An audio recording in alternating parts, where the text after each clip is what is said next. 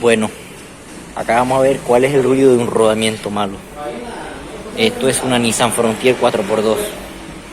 Lo primero es levantar el vehículo, levantamos la llanta y liberamos freno, liberamos todo.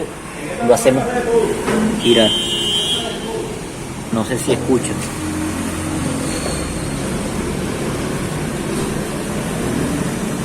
Suena como un avión.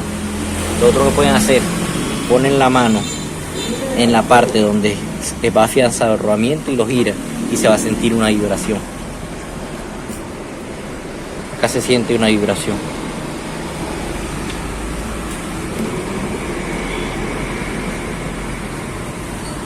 Vamos a girar la llanta a ver cómo hace el rodamiento.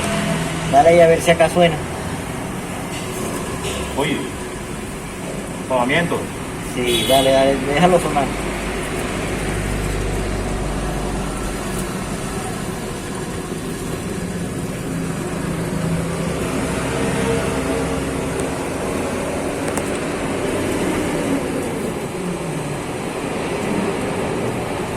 Dale más duro.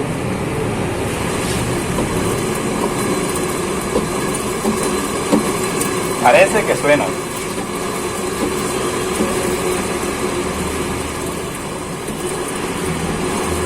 Sí. Los rodamientos cuando va en viaje tienden a sonar como un roce. Bueno, vamos a ver si podemos enfocar el ruido del rodamiento desde este ángulo.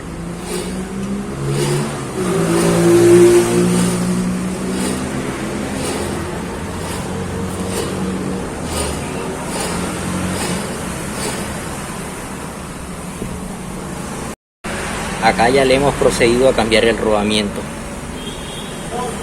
¿Cómo debería sonar él? Mira.